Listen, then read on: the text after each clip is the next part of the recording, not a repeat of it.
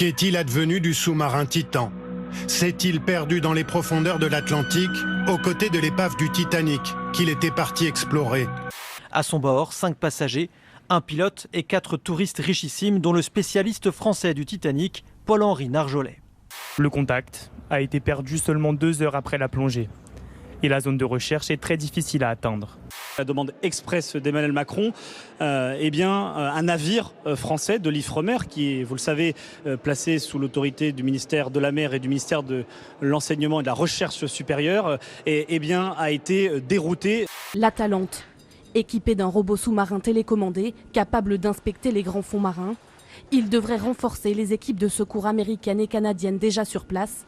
Et donc vous le voyez, c'est une course contre la montre qui est engagée depuis hier soir. Et donc la France a répondu présent à l'appel, bien évidemment, des autorités américaines. Travailler plus longtemps pour sauver notre système de retraite, c'est la promesse du gouvernement pour faire passer la réforme. Une promesse impossible à tenir dans les prochaines années selon le Conseil d'orientation des retraites. Dans son rapport annuel, le corps affirme que l'équilibre financier ne sera pas atteint comme promis d'ici 2030.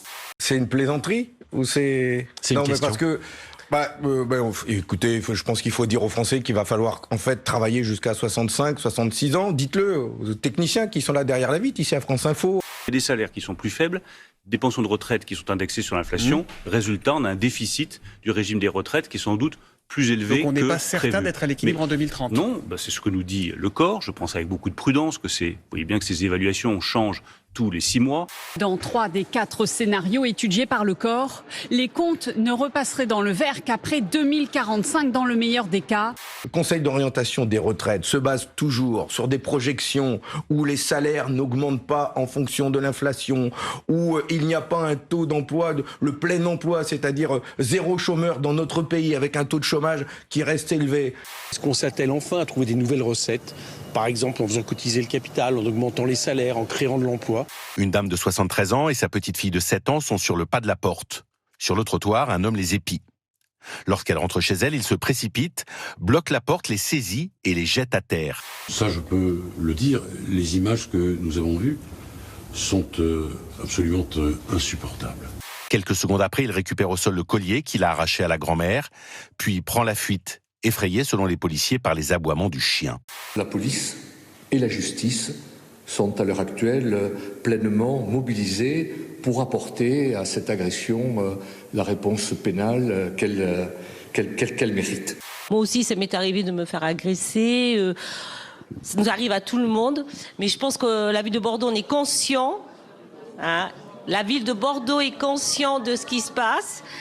Au niveau de la sécurité, on est conscient et on y travaille. La délinquance, l'aggravation de la délinquance porte en elle une raison qui est dirimante, qui est l'explosion de l'immigration anarchique. Il est français, il est né en France, 2 parents français, et ça ne retire évidemment rien à l'acte ignoble qu'il a commis. Je voulais bien m'associer évidemment au drame pour les victimes qui nous a tous beaucoup touchés. Marine Le Pen a-t-elle parlé trop vite ce matin lorsqu'elle a évoqué cela? Cet homme est né en France. En 1993. Oui, cet homme est né en France. Pour autant, je ne pense pas que les origines de cet homme soient bordelaises. Âgé de 29 ans, français né à Bordeaux, il est sous tutelle et souffre de troubles psychiatriques. Il a déjà été condamné à 15 reprises, notamment pour des affaires de stupéfiants. Il est noir, vous avez compris, monsieur Toussaint. Monsieur Taché, est-ce qu'on peut élever le niveau? Excusez-moi, c'est vous qui venez de dire ça. Qu'est-ce qui vous permet de dire que ses origines ne sont pas bordelaises si c'est sa couleur de peau? Il est vrai, ne vous en déplaise, et je sais que ça vous chagrine, parce que c'est votre fonds de commerce. Il y a des Français noirs. Mais que l'immigration... Psychotique et schizophrène, l'homme ne prenait plus son traitement. Après examen, il a été conduit cet après-midi dans un hôpital psychiatrique de Bordeaux. Cul-sec, c'est la bière Corona qu'a bu le président lors de la finale du top 14 Toulouse-La Rochelle.